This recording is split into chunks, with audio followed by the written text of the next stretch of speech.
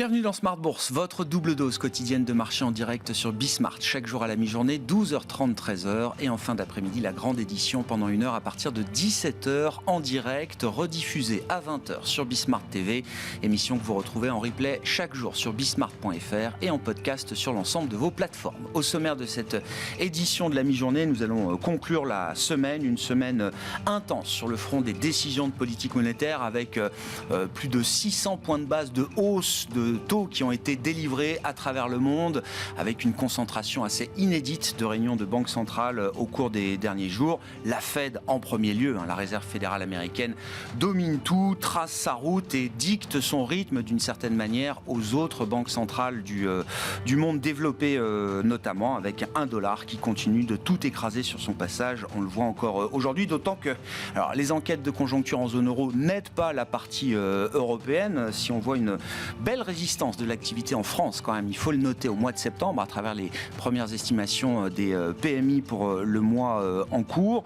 On notera en revanche que l'activité manufacturière et l'activité dans les services en Allemagne continuent de ralentir fortement en territoire de contraction, avec désormais un risque de contraction assez global pour la zone euro, peut-être dès ce troisième trimestre. Voilà ce qui ressort en tout cas de ces enquêtes PMI flash qui ont été publiées ce matin. Et puis si on regarde la tête du sterling également, pas grand-chose de positif à signaler, alors que le nouveau gouvernement de Liz Truss est en train de détailler sa stratégie qui consiste d'une part à déployer des moyens massifs pour accommoder à court terme la facture énergétique des entreprises et des ménages.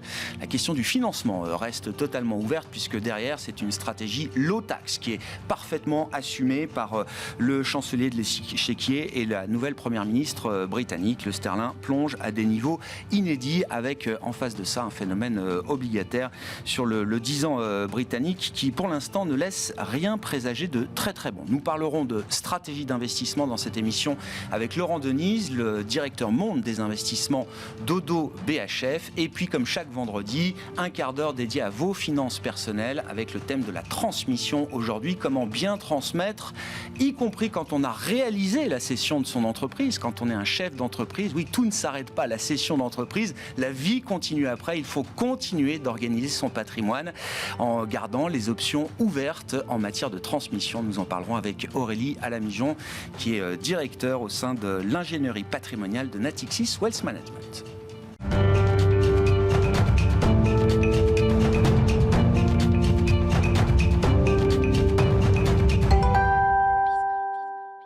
Mais d'abord, parlons du marché et de cette semaine historique sur le front des décisions de politique monétaire, avec un mouvement de durcissement monétaire global qu'on a pu voir à travers toutes les décisions qui ont été rendues ces derniers jours. C'est Laurent Denise qui est à nos côtés en plateau, le directeur monde des investissements d'Oddo BHF Asset Management. Bonjour et bienvenue Laurent. Bonjour. Merci beaucoup d'être avec nous. On va parler de stratégie d'investissement. Comment se projeter effectivement peut-être au-delà du pessimisme ambiant qui devient assez envahissant, mais quelques enseignements quand même de cette semaine historique sur le front des décisions de politique monétaire, avec une réserve fédérale américaine qui trace sa route et qui entre désormais en territoire restrictif. Déjà, un premier constat, 300 points de base, donc 3% de hausse en 6 mois. En 1994, vous n'étiez peut-être pas sur les marchés. J'y étais, oui, j'y étais. On avait fait ce mouvement en 1 an. C'est pour dire la violence du mouvement qui ne va pas s'arrêter là, puisqu'on attend encore 125, 150 points de base de durcissement pour passer, vous venez de le dire, en territoire restrictif. Bon, la voie est tracée. Mais cette voie, elle est tracée aussi pour les autres banques centrales, mais elle la rend encore plus compliquée. Pourquoi ? Parce qu'on sait que l'inflation est exogène en zone euro et que monter les taux ne va pas changer la donne au niveau de l'inflation. La problématique, elle est autre. C'est que la BCE n'est pas derrière la courbe, elle est derrière l'euro. Et là, l'inflation importée et en fait la balance commerciale qui se détériore, c'est quand même pas, et extérieure globalement qui se détériore, c'est vraiment pas une bonne nouvelle, et ça met la BCE dans une situation extrêmement compliquée. Ça, c'est effectivement, je dirais, le contexte de base. Il y a 2 autres événements cette semaine qui ont marqué mon esprit. Le premier, c'est la Banque du Japon, qui a signé la fin de la partie, en tout cas un début de fin de partie, sur le fait que la dépréciation du yen, qui est liée à sa politique monétaire extrêmement commandante, qui est un revers de ce qu'on voit sur les marchés développés, occasionne évidemment un ajustement sur l'échange, mais là qui commence à poser problème. Pourquoi ? Parce que là aussi, on a de l'inflation importée. Alors 2,8%, c'est rien, mais pour eux, c'est beaucoup. Donc attention là aussi à des effets en fait pervers, notamment d'allocation d'actifs. Carry trade, je pense que vous connaissez bien cette problématique qui amène en fait des sorties de capitaux. Donc là, la Banque du Japon réagit. Ouais. Bon, juste sur le Japon, Laurent, c'est quoi le message ? Parce qu'on a tous en tête qu'intervenir sur l'échange, ce sont souvent des stratégies vouées à l'échec quand elles ne sont pas coordonnées entre banques centrales. Là, il faut prendre ça comme un premier avertissement de la part de la Banque du Japon pour des spéculateurs qui seraient un peu trop dans le même sens sur le yen japonais contre dollar. C'est exactement ça. Il ne faut pas croire qu'une intervention sur le change quoi que ce soit. En revanche, c'est un premier signal, un avertissement. Et on a franchi des limites trop douloureuses. La volonté de la Banque du Japon de stabiliser sa devise, pas plus que ça. Après, effectivement, ça pose aussi la question sur la stratégie de la Banque du Japon, qui est peut-être pas tenable par rapport à l'environnement inflationniste qu'on connaît, qui devient un peu plus structurel. Donc peut-être un changement à attendre aussi, avec le contrôle de la courbe qui pourrait basculer sur des maturités plus courtes. C'est un peu technique, ça, mais qui fait que on pourra avoir une remontée des taux longs qui favorise de nouveau des capitaux qui rentreraient au Japon pour simplifier. Le troisième est... Mais ça, après, on parlera de sa stratégie d'investissement, mais ça veut dire qu'il y a des choses à faire. Ah oui.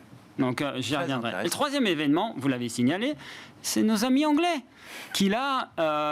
mais là, c'est intéressant, parce que quelque part, en fait, ils envoient un signal keynésien très fort, mais qui est mal reçu par le marché pour l'instant, et qui fait qu'aujourd'hui, en fait, la problématique des marchés développés, où en fait ces dépenses d'infrastructures, ces dépenses keynésiennes étaient financées par de la dette, on arrive peut-être au bout. Et donc là, la problématique française, même revenons sur la France, de faire en sorte d'offrir un parapluie énergétique, de stimuler aussi de manière fiscale, va être financé comment ? C'est aussi la problématique. Donc on va voir aussi la fragmentation du crédit possible avec les élections en Italie. On a un environnement quand même un peu compliqué. Pour autant, parce qu'il y a des choses à faire. Oui, bien sûr, on va en parler, mais derrière l'arbre de la politique monétaire, il y a la forêt de la politique budgétaire. Ce que nous dit le Royaume-Uni, la manière dont le marché réagit aux annonces du gouvernement britannique aujourd'hui nous montre qu'on n'est peut-être pas loin d'une limite en matière d'accommodation budgétaire. Mais c'est exactement ça. Et puis après, effectivement, arriver à accroître sa croissance potentielle, en fait, c'est quand même un vœu pieux. Il faut voir si ça marche. C'est pas parce qu'on baisse les taxes, en fait, que la consommation va pouvoir permettre... Le côté trickle-down economics, là, l'économie du ruissellement, c'est le pari qu'ils font, là. C'est exactement ça. Est-ce que dans la configuration actuelle, ça peut marcher ? Je ne sais pas. Si ça marche... ils en sortent comme une superpuissance. Ce sont des génies, vraiment. Mais là, ils défient la théorie économique, quand même. Donc, mais c'est intéressant. Bien sûr. On est dans un moment absolument clé où ça peut craquer sur les dettes obligataires gouvernementales. Ça ne veut pas dire, parce qu'on a quand même une remontée des taux et des primes de risque intéressantes, qui permet peut-être d'avoir une alternative aujourd'hui à ce qui n'était que les actions, comme pouvant être investies. C'est ça qui est intéressant.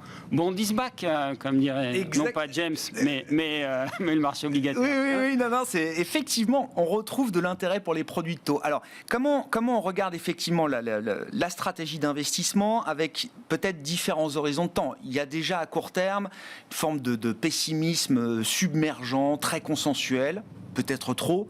C'est une question, comment on traverse là, cette période-là, qui peut durer quelques mois, quelques trimestres, je n'en sais rien, et comment on se projette au-delà, s'il faut considérer un nouveau monde où les taux réels seront peut-être moins négatifs, voire positifs. C'est quand même un paramètre fondamental qui change pour l'investisseur et qui peut-être s'inscrit dans la durée, Laurent. Tout à fait. Il y a trois paramètres à regarder pour l'allocation d'actifs. Donc le premier, c'est la macroéconomie, on vient d'en parler, ça se détériore. Là, les nuages s'amoncellent, donc ce n'est pas un signal positif. Le deuxième, ce sont les valorisations.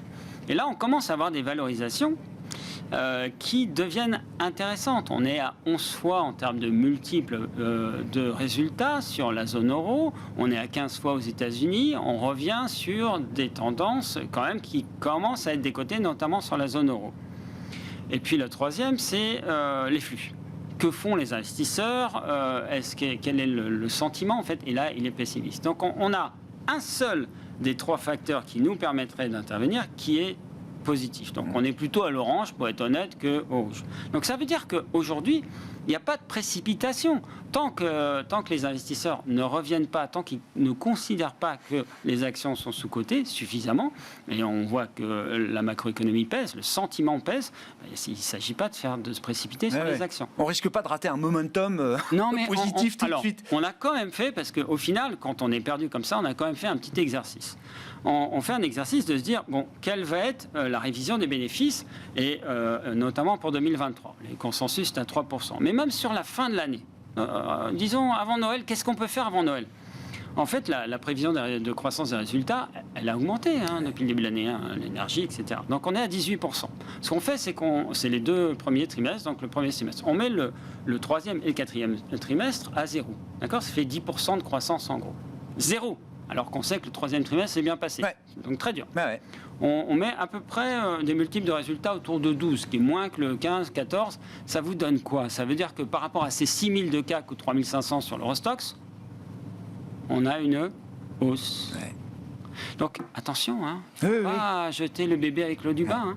Il ne faut pas vendre. Ouais. Il ne faut pas trop vendre. Short sur les actions européennes aujourd'hui, c'est pas la bonne stratégie. C'est pas une bonne idée. Alors ce scénario, il a quelle probabilité? On va dire 60%, récession modérée et pas de récession mondiale. Donc évidemment, il y a des scénarios qui sont moins favorables. Mais juste ce paramètre-là vous fait quand même être prudent. Ouais. Encore une fois, on n'investit pas. Ouais. Mais on ne vend pas. On ne vend pas. Il faut patienter. Et pour patienter, qu'est-ce qu'on trouve alors? Alors, on peut patienter justement en bougeant des actions vers le marché obligataire.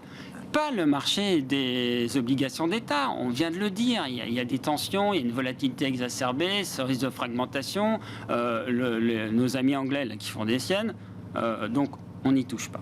En revanche, on a vu une translation des taux de 0 sur l'investment grade et puis de 2 sur les obligations à haut rendement, à risquer, on est quasiment à 8% aujourd'hui. 8% sur les obligations au rendement, en fait, ça vous donne une probabilité de gain sur un an de 85%. D'accord. Quel rendement, aussi historiquement? 8%. J'ai envie de vous dire, il faut lutter contre l'érosion du capital liée à l'inflation. Eh ben, on y va. On y va peut-être à 25% du montant qu'on a en mettre, mais on commence à y aller. Ouais. Et pourquoi aussi? Parce que ça offre une vertu extraordinaire, l'obligataire, c'est le portage. Ouais. C'est-à-dire que si les spreads s'écartent, la prime de risque s'écarte, en fait, vous pouvez absorber 2,5%.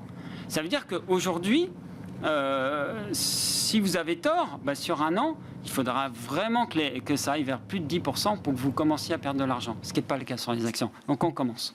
C'est terrible. Enfin, je me dis, Laurent, c'est un b.a.-ba qu'on avait complètement oublié. Tous les investisseurs qui investissaient dans l'obligataire ces dernières années cherchaient du gain en capital. On n'avait plus du tout le rendement. Et là, enfin, on revient à quelque chose que certains, d'ailleurs, n'ont peut-être pas connu d'une certaine manière. Non, encore une fois, ça va faire vieux papy. mais moi, j'ai commencé... utile, j'ai l'impression, dans la période qui commence. J'ai commencé en 92. Mais vous l'avez évoqué tout à l'heure, vos propos étaient parfaits. Il faut raisonner en taux réel. Ouais. Tout le monde aussi s'attend à une décroissance des résultats très forte. Mais non, il y a des forces de rappel. Votre chiffre d'affaires en nominal, il va monter avec l'inflation. Si vos salaires en réel baissent, ce qui est le cas aujourd'hui, parce qu'il n'y a pas en fait d'effet de second tour, si le coût des intrants, les matières premières, oui, le gaz, on a une problématique énergétique liée à l'électricité et au gaz, mais le reste, ça baisse. Donc en fait, on n'a peut-être plus autant de pricing power, de capacité à monter les prix, mais il ne faut pas oublier non plus qu'on a une baisse de l'euro qui rend les sociétés compétitrices. On a une dévaluation aujourd'hui, en fait, quelque part, de fait, de l'euro. Ça veut dire que ça favorise nos exportateurs. Donc s'attendre à une catastrophe sur les résultats, c'est une erreur. Et c'est pour ça qu'il faut être prêt à réinvestir aussi sur les actions. Un petit peu de prudence, parce qu'on n'a pas les flux, mais on n'est pas très loin de rentrer. Le E du PE européen est peut-être pas si fragile que ça. Non. Alors, il y a... Exactement. En revanche, il y a le PE, et donc là, vous avez parlé de taux réel. La problématique, c'est que pour l'instant, les anticipations d'inflation sont plutôt ancrées. Pourquoi ? Parce que on a des signes que l'inflation exogène est en train de baisser, les taux nominaux on voit montent, et donc en fait, on a les taux réels qui commencent à monter. Il faudrait une stabilisation pour que cette partie-là multiple soit stabilisée. Si on a ça, c'est vraiment un premier signal qu'il faut commencer à y aller. Donc, on n'est pas très loin. Voilà. Un petit message de avec grand sur plaisir. le fait qu'il y a des choses à faire. Tu parlais du Japon tout à l'heure. Oui, pourquoi le Japon est intéressant alors Parce qu'en fait, il y a un changement de gouvernance et surtout, on a des valorisations qui sont au tapis avec des croissances de résultats qui, là aussi, bénéficient de l'effet change. Le yen s'est déprécié de 20%, il y a une dévaluation. Il faut vraiment analyser les politiques monétaires, les politiques fiscales de manière géographique et dans leur ensemble. Les États-Unis sont un peu chers, l'Europe n'est pas chère, mais à l'épicentre d'un conflit qu'on a du mal à estimer, avec des primes de risque qui doivent être visitées. Mais le Japon et peut-être la Chine, qui va sortir effectivement après les élections de Xi Jinping d'une séquence zéro Covid absolument désastreuse, devrait retrouver le chemin de la croissance. On a des anticipations qui commencent à se mettre en place sur une stabilisation à minima, peut-être un accroissement. Donc Japon, Chine, émergent, Brésil peut-être avec M. Lula qui pourrait être élu. L'Europe, les valorisations sont intéressantes, on attend un petit peu. Voilà. Donc, il y a des choses à faire. Ah oui, il y a des choses. Il faut déjà y réfléchir. Vraiment, il y a des choses à faire. Pas de précipitation, mais il y a des choses. Les devises en actifs de diversification, et ça c'est possible. Il y a des ETF qui ont été créés avec ça. Donc même un particulier peut mettre du dollar dans son portefeuille. Il faut du dollar, il faut des devises. Il faut encore du dollar à ce prix-là. Oui, il faut du dollar. C'est un actif de diversification. Oui, si vous prenez des risques, il faut aussi avoir des actifs qui peuvent être des actifs de refuge. On ne peut pas mettre tout sur le rouge aujourd'hui, ça ne marche pas comme ça. Merci beaucoup Laurent. Merci pour cet éclairage en matière de stratégie d'investissement. Laurent Denys, directeur monde des investissements d'Oddo BHF Asset Management.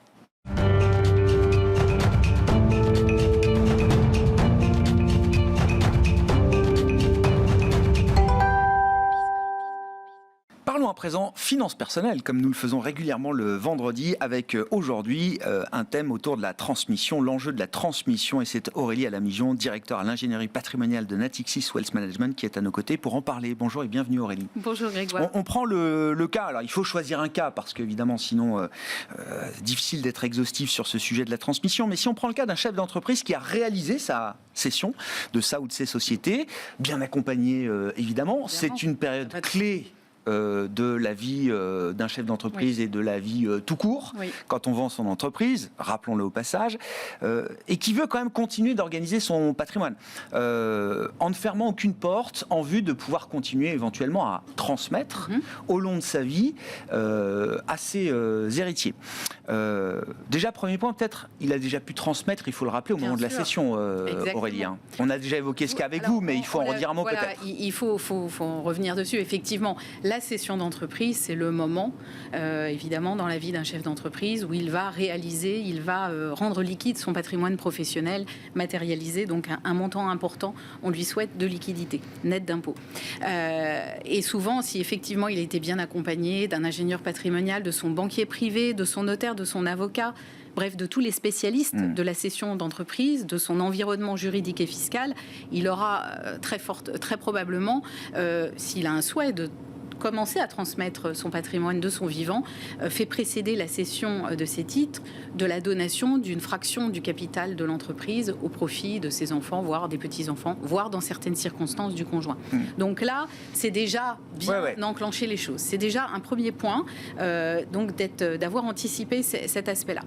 Ensuite, et vous l'avez dit effectivement, l'histoire ne s'arrête pas là, même si effectivement le plus gros aura sans doute été fait, on ne s'arrête pas de réfléchir, parce que c'est finalement aujourd'hui de la structuration de mon patrimoine post-cession, voilà, de la façon dont je vais organiser le placement des liquidités conformément à mes objectifs, que va dépendre derrière toute ma stratégie en matière de transmission de patrimoine pour finalement les années restants. Oui, c'est ça, les années restantes, et il peut y en avoir beaucoup, heureusement. Et justement, il y a deux chemins. Il y a l'idée de transmettre au moment du décès, Exactement. et puis l'idée de quand même pouvoir continuer à transmettre de son vivant jusqu'à son décès. Voilà. Alors, transmission par décès, évidemment, voilà, c'est tout ce qui va se passer du fait du dénouement de l'ouverture d'une succession. Donc, ça va concerner à la fois des actifs classiques dits de droit commun, l'habitation, l'immobilier, la résidence secondaire, l'immobilier locatif, tout ce qu'on peut avoir, valeur mobilière, compte titre, etc., PEA.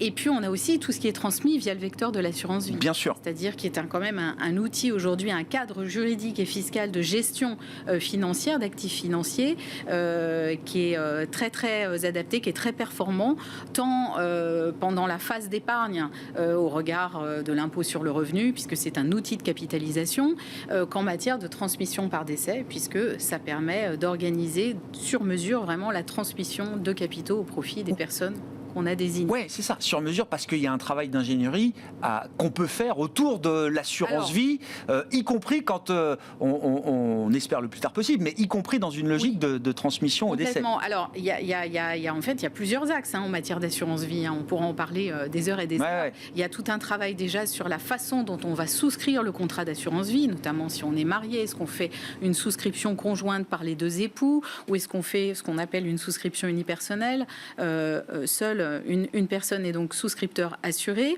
Puis il y a tout ce travail effectivement sur la clause bénéficiaire qu'il est bon d'ailleurs de réactualiser. C'est pas parce que on a rédigé sa clause en un instant T que dans 5 ou 10 ans on ne peut pas la modifier. Ça peut se modifier à tout moment, et donc c'est très bien de le faire. Puis à côté, il y a la transmission aussi du vivant. C'est ça. Donc, le décès est traité avec l'assurance vie notamment, qui reste l'outil par excellence pour optimiser cette opération. Et puis de son vivant. Si on ne veut pas se fermer de porte, quelles sont les options pertinentes, justement? La transmission, donc déjà du vivant, et ce qu'il faut avoir à l'esprit, c'est qu'effectivement, c'est quelque chose d'irréversible. Donner, c'est donner, excusez-moi. Mais voilà, notamment si on donne de la pleine propriété. Donc il faut quand même avoir en tête qu'avant de prendre une décision et d'enclencher effectivement une donation, que si notamment on donne de la pleine propriété, eh bien c'est tout un pan de son autonomie patrimoniale qui s'efface. Voilà, on ne peut plus compter sur les actifs qu'on a transmis. Alors il y a peut-être un chemin intermédiaire, c'est même pas peut-être, c'est qu'il y a un chemin intermédiaire qui est ce qu'on appelle la donation démembrée, le recours au démembrement de propriété. C'est-à-dire concrètement, on prend un exemple, un parent transmet à un enfant la nue propriété d'un actif et s'en réserve l'usufruit. Aujourd'hui, la pleine propriété, quand on parle de pleine propriété, c'est la réunion de deux droits, le droit sur la nue propriété et le droit sur l'usufruit. Le droit sur l'usufruit, en fait, l'usufruit conférant à son titulaire le droit de jouir du bien donné et d'en percevoir les revenus. Donc, on peut faire ce type de transmission, de sorte que finalement, on a commencé à transmettre en renvoyant de la nue propriété vers, par exemple, un enfant. On a conservé l'usufruit afin de conserver finalement un contrôle de l'actif qu'on a transmis. Et comme cet usufruit est viager, il s'éteindra au décès de l'usufruitier. Et à ce moment-là, l'usufruit rejoindra la nue propriété et consolidera entre les mains du nu propriétaire la pleine propriété. On peut, en termes d'actifs, on peut démembrer de l'immobilier, mais on peut démembrer aussi des valeurs mobilières. Oui, tout à fait. Alors, on peut pas, par exemple, on parlerait pas de démembrement de propriété, ni même de donation, par exemple, sur un PEA. Mais on peut tout à fait avoir un démembrement, une donation démembrée sur un compte titre, un compte titre ordinaire. Voilà. Quelles sont les autres options là dans cette idée de donation, Aurélie? Alors, déjà, ce qu'il faut peut-être voir aussi, c'est, avant de parler d'options, peut-être de reparler de stratégie.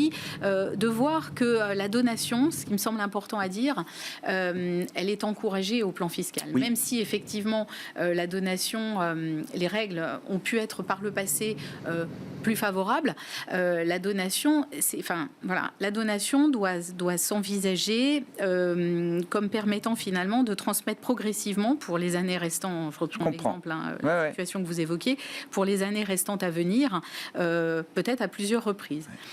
Aujourd'hui, les droits de donation, si on fait une petite parenthèse sur l'aspect fiscal, les droits de donation sont déterminés de la façon suivante. Par exemple, en ligne directe, c'est-à-dire entre un parent et un enfant, vous avez, si on n'a pas procédé à des donations dans les 15 précédentes années, un abattement de 100 000 euros qui est disponible. Ça veut donc dire que les 100 000 premiers euros ne sont pas fiscalisés. Et cet abattement, d'ailleurs, il s'applique par parent et par enfant. Donc si par exemple j'ai 3 enfants et que je donne, j'ai une 3 fois 100 000. Voilà, 300 000 euros net de fiscalité. Pour ce qui excède, en fait, on va appliquer un barème de droits de donation qui est progressif, avec des tranches basses, évidemment un taux marginal à 45%. Mais voilà, ce qui va excéder ces 100 000 euros, on va commencer à appliquer le barème progressif des droits de donation. Alors, on pourrait être tenté effectivement de donner et de se dire qu'au final, ça sera plus intéressant que de payer des droits de succession. Mais là où il y a une petite restriction, c'est que afin d'éviter que les personnes ne transmettent par donation trop régulièrement, on a ce qu'on appelle la règle du rappel fiscal des donations tous les 15 ans. C'est-à-dire que les avantages qui existent en matière de droits de donation, en l'occurrence par exemple cet abattement de 100 000 euros, c'est une fois tous les 15 ans. C'est une fois tous les 15 ans. Ça se reconstitue tous les 15 ans. Donc quand on fait une donation, on regarde ce qui a été fait dans les 15 précédentes années et on ajuste la fiscalité en fonction. Et donc effectivement, tout dépend de l'âge à laquelle on cède son entreprise, si on reprend le cas, mais on peut se dire qu'on peut avoir 2 fois 15 ans devant soi, parfois. Pas, voilà, si on est très jeune. Alors, ça appelle une remarque. Effectivement, il vaut mieux commencer, alors d'un strict point de vue fiscal, à donner jeune pour avoir effectivement l'opportunité de renouveler cette démarche dans le temps. Mais il faut quand même conserver à l'esprit que la donation, c'est aussi juridiquement un appauvrissement. Et voilà, que ce qui est transmis. Oui, non, mais évidemment. Oui, il faut en tenir compte dans ses objectifs de vie, au regard du niveau de vie qu'on veut pouvoir maintenir pour soi-même. Qu'est-ce qu'on peut donner ? Enfin, qu'est-ce qui rentre, qu'est-ce qui peut rentrer dans le cadre de ces donations ? Effectivement, on évoquait tout à l'heure l'immobilier en pleine propriété ou en nue propriété. Et puis s'agissant de valeur mobilière, je l'évoquais, on écarte par exemple le PEA. Le PEA ne peut pas. Ça, on peut pas le donner, ça. Alors, donc ça veut donc dire qu'il faut. Je reviens sur cette idée de tout à l'heure. Il faut réfléchir aujourd'hui à la façon dont on va structurer bien sûr, parce qu'il y a certaines enveloppes qui ne pourront pas être transmises par donation. L'assurance vie, on l'évoquait tout à l'heure, ne peut pas être donnée. Alors, sauf pour le PEA et pour l'assurance vie, faire des retraits ou des rachats. Casser le contrat, quoi. Oui, ou faire du partiel. Je comprends. Récupérer une fraction de son épargne. Je comprends. On passe au préalable par la case fiscale, bien sûr. sur le revenu, voire prélèvements sociaux pour l'assurance vie. Pour le PEA, s'il a plus de 5 ans, on n'acquittera que les prélèvements sociaux. Et après, derrière, on a quand même la fiscalité de droit de donation. Donc, c'est pas forcément la stratégie la plus opportune. Donc, parmi les actifs qui peuvent être donnés, on peut, de façon, en revanche, intéressante, opportune, recourir à ce qu'on appelle le contrat de capitalisation. Le contrat de capitalisation, c'est une enveloppe qui est souvent présentée comme l'enveloppe cousine germaine du contrat d'assurance vie. C'est un cadre aussi qui va permettre d'opérer une capitalisation des profits qui vont être générés au sein de cette enveloppe. Pendant la phase d'épargne, en quelque sorte, le contrat de capitalisation va fonctionner selon la même fiscalité que l'assurance vie, donc une fiscalité quand même favorable. La grande différence, c'est que le contrat de capitalisation, lui, ne va pas. Alors, si on considère le décès du contrat de capitalisation, ne va pas se dénouer comme le ferait un contrat d'assurance vie. Il va perdurer et il va être transmis comme un actif successoral dans la succession au profit des héritiers. Et il peut même être aussi donné. Donc ça, c'est très intéressant. Bien sûr. Et c'est d'autant plus intéressant que depuis quelques années, depuis la loi de finances pour 2018 et des précisions qui ont été apportées par l'administration fiscale fin 2019 de mémoire, l'administration est venue apporter une doctrine qui vient corriger certains bugs qu'il pouvait y avoir sur le contrat de capitalisation, de sorte que désormais, quand par exemple un parent donnerait, dans l'hypothèse où il donnerait un contrat de capitalisation à son enfant, si l'enfant derrière procède à des retraits sur le contrat de capitalisation, en matière d'impôt sur le revenu, en fait, toute la fraction des plus-values qui aura été constatée avant la donation sera finalement effacée. Il y a une remise à zéro au moment de la transmission des plus-values plus-values et de la fiscalité sur les plus-values ce qui n'était pas le cas antérieurement, de sorte qu'on cumulait finalement deux impositions, à la fois les droits de transmission, droits de donation et l'impôt sur le revenu. Merci beaucoup Aurélie. Voilà. Merci d'avoir été avec nous pour nous parler de ce sujet, vaste sujet, l'enjeu de la transmission avec un cas particulier, en tout cas un cas standard effectivement d'un chef d'entreprise qui a réalisé sa cession. Aurélie Alamijon, directeur à l'ingénierie patrimoniale de Natixis Wealth Management, invité de Smart Bourse à la mi-journée. On se retrouve ce soir à 17h en direct sur Bismart.